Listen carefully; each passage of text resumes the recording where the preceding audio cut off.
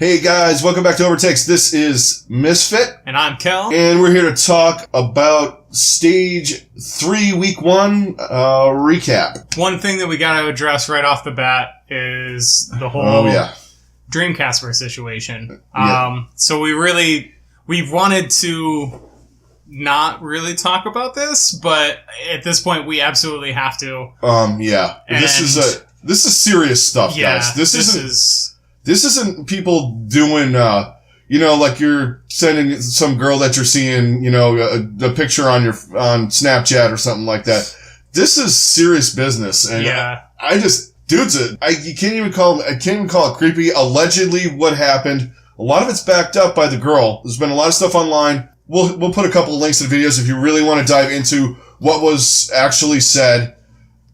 Michael did a good video on it on his channel, but this stuff is beyond serious in my opinion. It's super messed up, and just it really shows. It really solidifies that this league needs they need to get a union for the players, so they can get together and make sure that this kind of shit doesn't happen. And we don't mean like in secret doing don't let it out.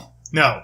They need a forum where they get together and they can talk about stuff where this stuff doesn't even cross their mind necessarily. Yes. I mean, a perv is a perv, but you know what I mean. Right. What I'm getting at. And they need to get together and they need to make sure and get these guys out. And I commend the league for, as soon as these things came out, they made a statement. The Uprising made a statement. Just everything has been handled pretty well. Across the board as far as the league. But yeah, it's really disturbing stuff. Yeah, it's disturbing stuff. And guys, if you don't understand the consequences of this, dude's gonna go to jail. Yeah. This is not sending, sexting messages and funny shit. This is a 14-year-old girl that he kind of tricked into doing shit. Yeah. I mean, they didn't have sex or anything like that. This is pedophile stuff, man. This is not some very serious predatory behavior. Yeah. And it's just not acceptable in any way, shape, or form. Even if she was of age, the way that he went about it is just creepy as hell. Fuck, yeah. But the fact that she's 14 and he's 21 just makes it way more disturbing, and just they need to nip this in the bud. And I think they did. They've done a really good job thus far, and hopefully we never hear from this guy again. Yeah, because they actually took him off. Because in doing research and stuff before we started recording, we look at the website. We're looking at the rosters and things like that. He's off. He is gone. He's gone from the roster. Zero mention of him anywhere on the website. I think they've taken any articles about him off. Like, he is just. Yeah, he is a ghost. He was, in fact, we took him off some of our stuff too, because I had him as my part of my DPS duo for our duo show, which is going to come up later in the week. I took him off. Yeah. I can't back anything related to somebody like that. It's just sick, disgusting, and you know what? If all this stuff is true, whatever he gets, he deserves. Absolutely. You're a professional at a high level. Making a lot of money, you did something that's beyond disgusting. So it's pretty disturbing. So let's move on to a more pleasant subject. Yes. Now, so let's dive into the front half of the week. All right. So let's start off with Wednesday. We did get our first sighting of Gaguri. Playing against Dallas. She looked pretty good. Definitely looked a little shaky to start. Yeah, which is, there's a lot of nerves going on there. And I don't think anybody really expected them to come out and get their first win. That was probably one of their best opportunities so far, playing against Dallas. But I think also the thing that really hurt them was Dallas came out pissed. Yeah. Let's talk about that. We did talk about this a little bit in one of our preview shows last week, and just. Wow, Effect came out and he was like 316. No, screw all of you. I am going to win this game single-handedly because I don't care. I'm sick of everybody talking all this crap about me and all this other stuff, and we are not that bad, so we're just going to come out and win. Yeah, and unfortunately, Shanghai was on the receiving end of that stick. Mm-hmm. Yeah, even the casters, the desk, everyone was saying Shanghai was going to win because that's just how much of a dumpster fire Dallas has been. So yeah, I did like Uber though. Like in the beginning, I like Volskaya, and he just like off the cuff, just like the desk is a hype train. just slick as hell. Like in the middle. Well, you know how the desk is. They're a hype train. After Dallas just ran through them in about 3 seconds. That being said, Shanghai has a lot of upside now. Yeah, I think so too. And Gaguri played a really good diva, and then the little bit of Zarya that we saw of her was fantastic. Yeah. So hopefully they can make more situations where they can make Zarya work so she can really, really excel. Yeah, and I think she has good enough aim and good enough like mechanical skills where she'll be able to pick up Diva and become a little bit more, especially Diva's all communication too, especially when she gets together more with their tanks. Right. I mean, this is basically two teams now that have come together that speak 2 different languages. They have multiple coaches trying to cross those language barriers and all of that. So not force things, but try to get things working fast because they kind of have to. Right. Just with all this losing the people that they did, then dropping the people that they did, and then bringing in the new people, it's kind of a mess. So they've got a long way to go, but at the same time, things are finally starting to look up for them, and I fully expect them to get at least 1 win in this stage. I do too. And, Dallas played pissed off and good for them. Yeah, absolutely. Instead of whining and bitching on Twitter and on their streams and everything, you know what? They went out with like a team that's like, yeah, fuck you. Yeah. Finally. Take out your aggression in the place where it matters. On the stage, in the game. The easiest way to shut people up like us is to go do that. Yeah, exactly. And plus, please provide me with more entertainment effect. Oh my god. I'm starting to really like that guy. I liked him anyway. I've always liked his crazy. I like his crazy, man. His crazy's awesome. It's pretty great. I'm seriously, I want to start, one of you guys out there, if you're at the arena, I want Effect 316 signs up. Yes. We need to start that. Yeah, stop with the whole, let this person play whatever because it's getting old. Let's, Effect 316, let's make that a thing. Yeah. We need to make this happen, and I want that too. We need him to come out. It probably won't be beer because I'm sure that's not going to be acceptable. But if he comes out with just like some soda cans, just comes out and just dumps them on his head or something like that, I'll even take a leather vest and no shirt on. Oh my god, that would be anything along the lines. Even if he just stands up on his chair, doesn't give the finger, but just like raises his hands up, I would love it. We need something like this, and it needs to happen. Yes, because we also, at the beginning of the week, we had our first marching band. Yeah. We had our first marching band in the arena. Yeah. Snillo, obviously, is not going to get dropped from the team now. I was a little concerned after that in and out segment they did, because his opening game was not that sharp. Yeah. He fixed that. And, I was really worried about it. It was something that I was concerned with. Because I'm a Mayhem fan. I do watch a lot of opening, way people walk out. So, He upped us on that one. Yeah. But Snillo played really good in the front half of the week, too. And you know what? We need to talk about the Shock a little bit. Yeah. The Shock, we did not think they had a chance against the Gladiators. Yeah. But they came out, and the new look with Super, and, Sinatra played really well. I've been kind of downplaying it a little bit, but Super was the key. Oh, yeah. Sinatra has played at a really, really good, really high level and played really, really well. What really opens it up for them is Super. He's just a really, really good tank and just a really awesome addition to that team. Yeah, and Sleepy as well. Sleepy has been playing lights out. Yes. He's getting up there in the top 5 of Zen players in the league. Yeah, Sleepy maybe even higher. He's stepped up his game to a crazy high level. Yeah. And is just playing like an elite player of Zen right now, and that has been huge for that team. Yeah, very, very huge. And he was starting to do that at the end of last stage, but like now it's where it really has come full circle, and you really are noticing it even more because of the other additions to the team. Yeah, it's almost like with Logix with Florida.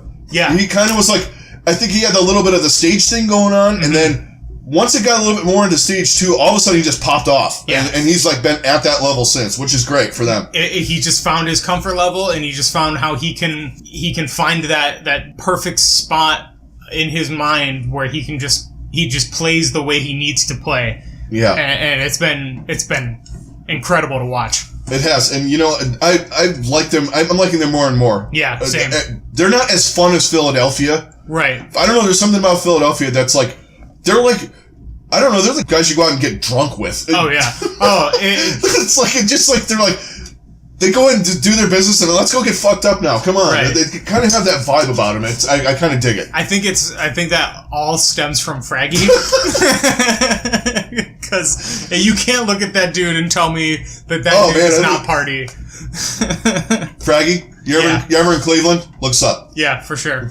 We'll show you around. Oh yeah, we got a couple of spots you'll really dig. All right, so other stuff on Wednesday. I pretty much gave my opinion on the other match that happened. Yeah, we kind of already went over that pretty well. The Valiant look really, really good. Way better than we ever thought that they would. Soul was a dumpster fire in that game. And Space was the key for... We talked about it a little bit at the end of last weekend. I had a rant, and I'm not going through that nausea again. Yeah. Of screaming about why you have your B players in. Anyway, the Valiant that was kind of a surprise on Wednesday. Now, Thursday got a little interesting. Yeah. Actually, by a little, I mean... Pretty crazy, actually. Yeah.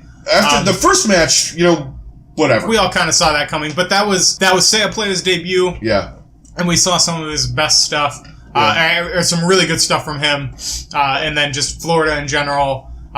Even though it was a 4-0 from New York, Florida was there in every single map, and they looked good. Yeah, they were putting up a fight. The problem is they were playing New York. Which at this point, I mean, we could talk about that for a second. At this point, New York is playing on a level that I really didn't think I'd see anyone play at. Yeah.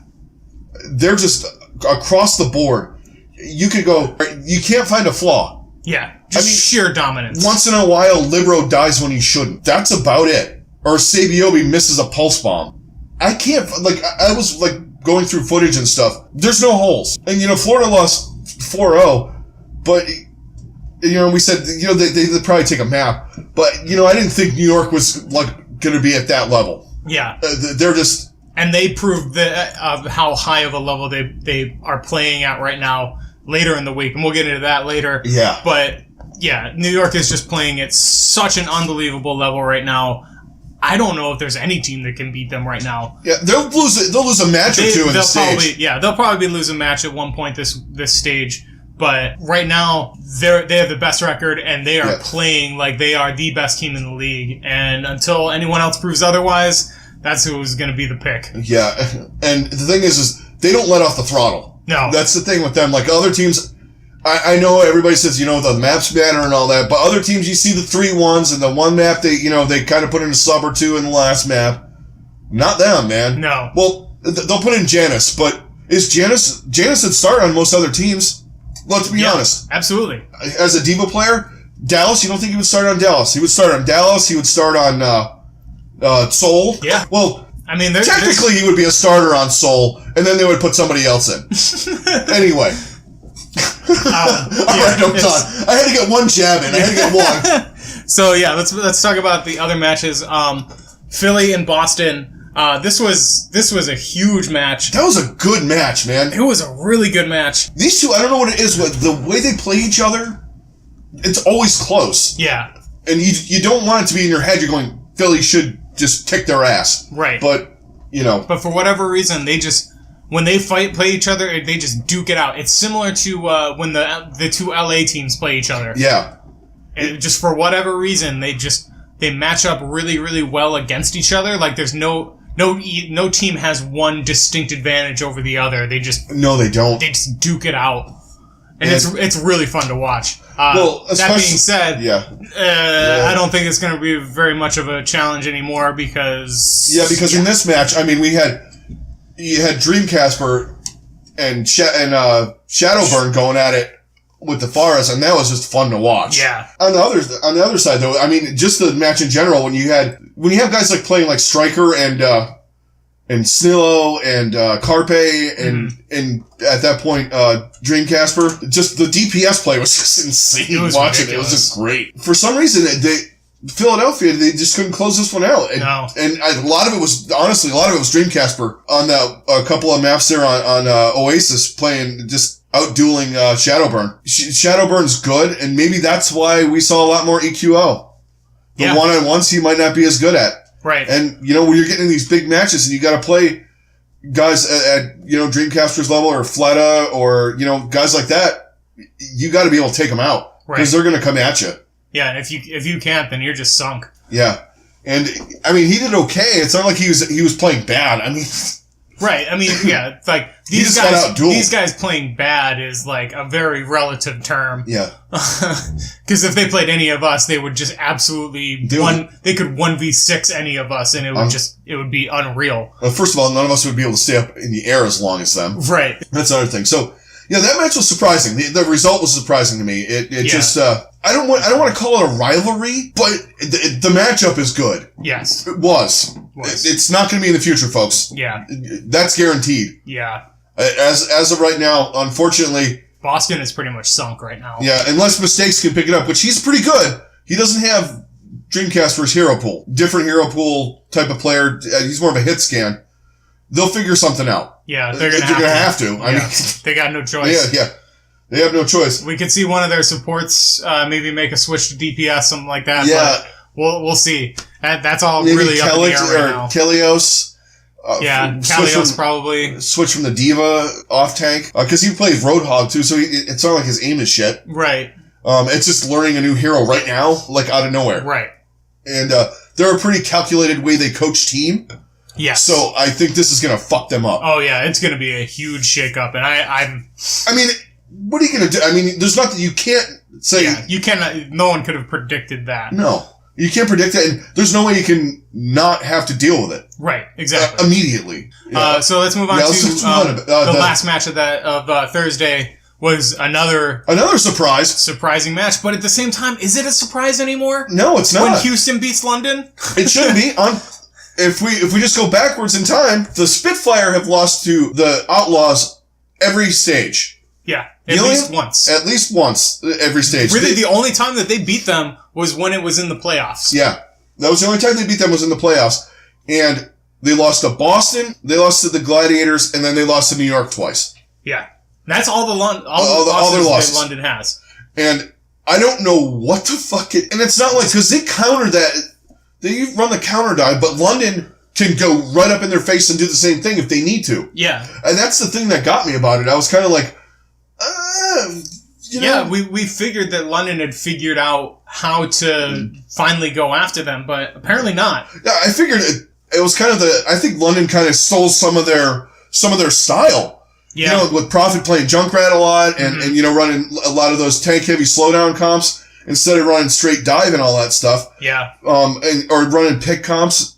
But maybe that's not the way you approach Houston. Right. And it's starting to feel like London is overthinking their matches against Houston. Yeah. And they're just trying to do too much. I don't know. This team was so good, and they play at such a crazy high level that it's really weird to see them falter the way that they have been. Well, and like this came into play, like we said, last week. If it goes 5, London's screwed. Yes. Because they got 2-0 again on Oasis. Mm-hmm. I mean, this is a nightmare for them if they get into a tightly contested match. Yeah. Which was why when they lost, when I was watching, when they lost Nepal, I knew they were done. Yeah. Because I knew they could take 60, they could take 66. They're always good on that. Just that Oasis map, I don't know what it is about that map. They just cannot handle it. No. I don't know why. Like, they get separated. They look like a quick play team. For all of the coordination and all of the communication and all the good stuff that they do,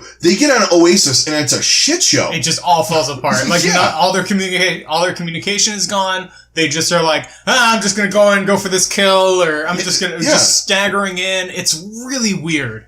I don't understand it either. And it's not like it's different, but it's not that much different than the other King of the Hill maps. Right. I mean, is it because they don't have a proper Pharah player? That might be part of it.